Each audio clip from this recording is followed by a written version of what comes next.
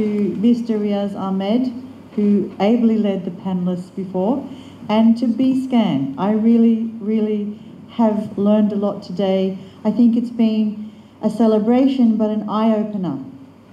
We have made a lot of progress, but oh, we have so many things still to do. And today we saw some of those things were fairly obvious to me, and I don't even understand everything, that there is a lot to do, but we made some progress. And again, a thanks to Mr. Ahmed, because now we're going to get Mr. Bhattacharjee articles published in the Dhaka Tribune. So one big area of progress. But that leaves us with so much more work to do. And, you know, I take a lot of the comments on board. We have huge barriers for empowerment, and it was raised about the UN. The UN has 2 declared employees with disabilities.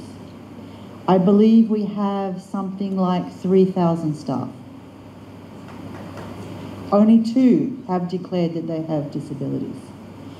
We don't know why, we don't have the analysis yet, but you know, if you think about a typical scenario, if you're a person with disabilities and you're going into a job interview panel, what's going to happen with the interview is the first thing that comes to mind is going to be their both conscious and unconscious biases.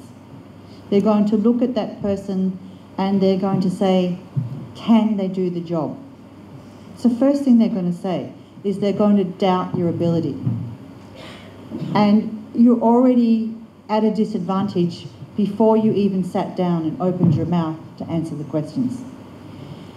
I think this is the reality that people with disabilities are facing. And how can we change this kind of reality is the problem that we face. It's not, the problem isn't the one that you've created as people with disabilities. The problem is, how do you change us, people without disabilities, so that we see you first as humans and capable humans, and we don't see the limitations at the beginning. The reason why we focus on the media, and the media is really important, is the media is playing such a huge role, consciously and unconsciously, in how we can address those kind of biases.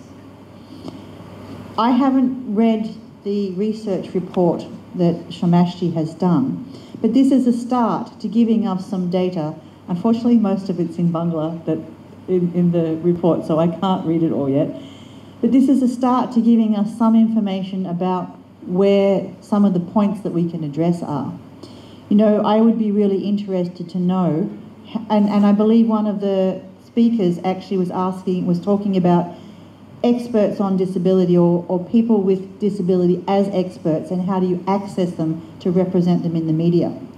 We actually need to know who they are, we need to know how to access them, and we need to have some kind of database that shows, okay, I need a story about this, I can contact this person and they can tell me about this, and they actually have the expertise. We shouldn't be doubting that they have the expertise in the beginning, but we know specific experts, we should be able to reach out to them. So, you know, there's these kind of things that have come up. If we've never quoted a single person with a disability as an expert in the media, that to me is a problem.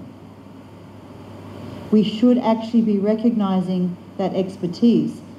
There are many people, and you know, global people who have done really well with disabilities were known for their expertise. They're few and they're far between. Someone like Professor Stephen Hawking, people didn't doubt his ability. But how many other Stephen Hawkings are there out there? Who is the Bangladesh Stephen Hawkings that the media will go to when they want a hard science story? It doesn't have to be a story about disability, by the way. It should actually be recognising their expertise for what it is, regardless of what the topic is.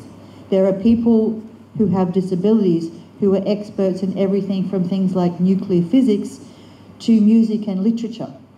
Our YouTube channel. Get the latest update on www.daily-sun.com.